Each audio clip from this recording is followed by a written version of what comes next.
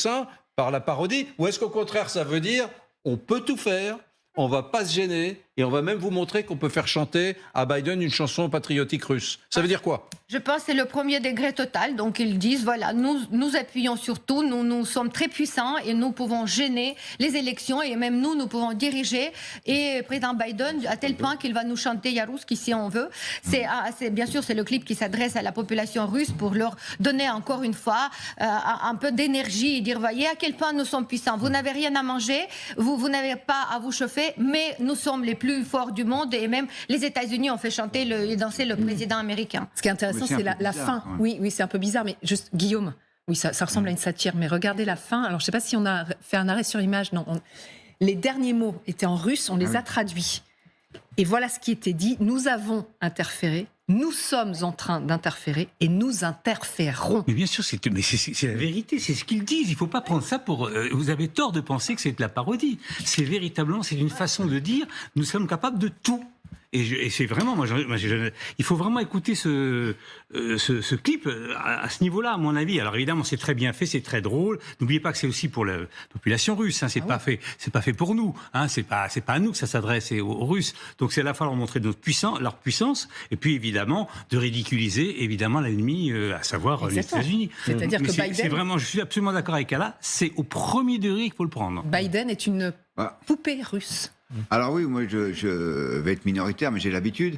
Mais si vous avez envie de parasiter les élections américaines en faisant des fake news, ben, vous faites pas ce genre de clip. C'est grotesque. Et si les Russes le font, vous voyez. Mais oui, mais ils le font, mais dans ce cas-là, ils le font sans le dire, parce que sinon ça marche plus. Parce que sinon tout le monde le verra. Parce que ce clip, si nous on l'a vu, j'imagine que y a plein de gens aux États-Unis qui le verront aussi et qui donc vont le ressortir.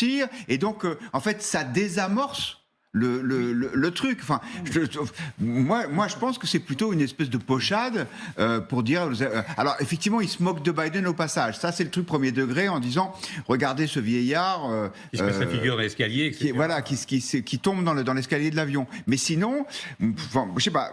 Ça me paraît vraiment bizarre d'avoir un truc premier degré où ils dévoilent leur jeu comme ça. Attendez. On est avec Fabrice Eppelboin, qui est spécialiste des médias sociaux, qui est enseignant à Sciences Po. Bonsoir Fabrice, merci d'être avec nous. Vous l'avez vu ce clip, enfin ce reportage diffusé par Margarita Simonian, où elle fait danser une chanson patriotique pro-guerre poutinienne russe, chantée même à Joe Biden. Oui, il est très drôle. Il est bourré de petits détails qui reprennent tout un tas de théories conspi sur lesquelles les Russes ont soufflé allègrement, non seulement aux États-Unis, mais dans bien d'autres pays. Et puis il se termine effectivement avec ce constat qu'ils ont interféré. Prigojine, avant de disparaître, l'a lui-même certifié, et qu'ils interféreront demain, bien évidemment. Mais ils sont loin d'être. Quels sont les petits détails qu'on n'a pas vus, nous, Fabrice, que vous avez vus dans cette vidéo? Alors on voit Joe Biden se faire piquer, se faire vacciner. Alors il y a toutes ces théories conspi autour de la prise de contrôle du cerveau à travers des microparticules dans les vaccins ARN, qui sont des théories conspi sur lesquelles la Russie a surfé. Et il y a également l'utilisation par l'équipe de savants fous en train de mener tout cela d'un matériel informatique complètement obsolète, des disquettes 3,5 pouces qui n'existent plus depuis 10-20 ans. Tout un tas de petits détails qui sont censés donner des clins d'œil à l'exagération et l'affolement qu'ont provoqué toutes ces théories conspi dans le monde occidental, et sur lequel les Russes, mais pas que, ont allègrement surfé. Mais alors le but, c'est quoi? Le but de RT, là, de diffuser ce genre de clip pour les Russes? Le but de RT, très clairement, c'est de se foutre de notre gueule, et c'est assez réussi, il faut reconnaître. C'est vraiment, il y a du côté de l'Occident une forme d'affolement, une surfocalisation sur les Russes. Les Russes sont loin, très loin d'être la seule nation à avoir les moyens d'interférer à travers les réseaux sociaux sur l'élection américaine, et sont loin, très loin d'être la seule nation à avoir des intérêts vitaux dans cette élection américaine. Et généralement, c'est eux qui retiennent 100% de l'attention. Donc les Russes se foutent de nous, le mettent en scène à travers un petit clip très rigolo qui met en abîme aussi bien les sanctions occidentales qui étaient censées plonger la technologie russe dans des abîmes, ce qu'ils illustrent très bien à travers l'utilisation d'un matériel totalement obsolète, mais ça c'est quelque chose que seuls les geeks peuvent repérer, ainsi que d'autres trucs beaucoup plus visibles comme le vaccin ARN et tous les délires qu'on a connus en Occident sur l'utilisation des vaccins et les effets secondaires supposés des vaccins. Vous l'avez dit, Yevgeny Prigojine, l'année dernière, avait reconnu son action dans l'ingérence des élections américaines grâce à son usine à troll. On le rappelle, c'est ces organismes qui fabriquent des fake news en quantité industrielle. Voilà ce qu'il avait dit à l'époque. Nous nous sommes ingérés dans les élections américaines et nous allons continuer à le faire avec précaution, précision, de façon chirurgicale. Alors depuis, Prigojine a été tué, mais cette ferme à troll, cette fameuse ferme à troll, elle a été reprise en Russie. Ils vont avoir les mêmes moyens pour interférer dans l'élection 2024, selon vous ? Sans doute des moyens bien plus importants encore, dans la mesure où c'est efficace, ça marche, ça a marché aux États-Unis, ça a marché un peu partout en Afrique. N'oublions pas que les défaites françaises ont été accompagnées par ces fermes à trolls, par les commandos Wagner, par tout ça.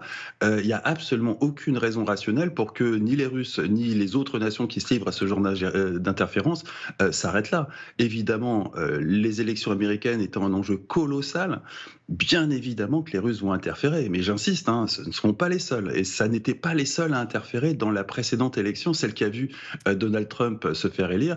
Il n'y avait pas que des Russes à interférer dans les élections. Alors vous avez raison, parce que les services de renseignement américains ont publié la semaine dernière un rapport sur les élections, notamment de mi-mandat de 2022. C'est un rapport qui a été publié dans le New York Times, rapport qui révèle effectivement que la Russie avait interféré, mais aussi la Chine, Cuba et l'Iran. Est-ce que ces pays ont les mêmes méthodes ? Alors, les méthodes ne sont pas multiples. En pratique, la méthode qui marche le mieux pour ce genre d'interférence, c'est de souffler sur des braises, de creuser les divisions. Par ailleurs, ce rapport, si vous regardez un peu plus les archives du New York Times, vous trouverez que l'autre grande nation avec des capacités considérables à avoir interféré dans l'élection qui a amené Donald Trump au pouvoir, c'est Israël. Que là, il est curieusement absent de ce rapport de la CIA, mais bien évidemment, il fait aussi partie des nations qui vont interférer, qui ont déjà interféré et qui interféreront demain dans les élections américaines. On pourrait en citer tout un tas d'autres. L'Iran, ça n'a rien d'impossible. La Chine, jusqu'ici, n'était pas vraiment favorable à Donald Trump, n'ont pas vraiment intérêt à envenimer la situation. Mais il y a plein d'autres nations qui ont des moyens plus ou moins conséquents. Et puis, il y a des officines privées qui peuvent être commanditées par tout un tas de gens qui, à défaut d'avoir les moyens, peuvent avoir tout simplement des ressources financières pour injecter quelques millions pour aller, là encore, souffler sur les braises. Vous vous souvenez du clip l'hiver dernier l'Europe va avoir froid, là, regardez le clip. Et il nous avait impressionné, celui-là. C'était la première fois vraiment qu'on voyait une production russe qui mettait en scène les grandes capitales européennes. Regardez-le. Vous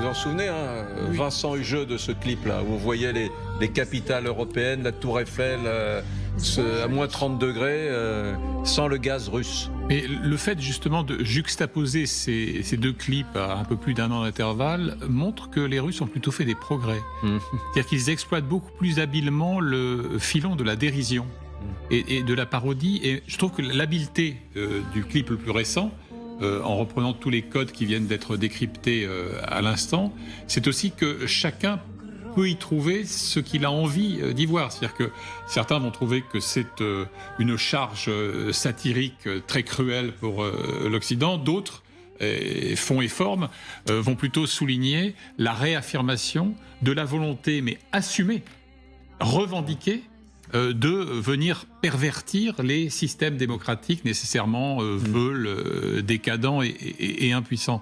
Donc je trouve que techniquement c'est assez réussi.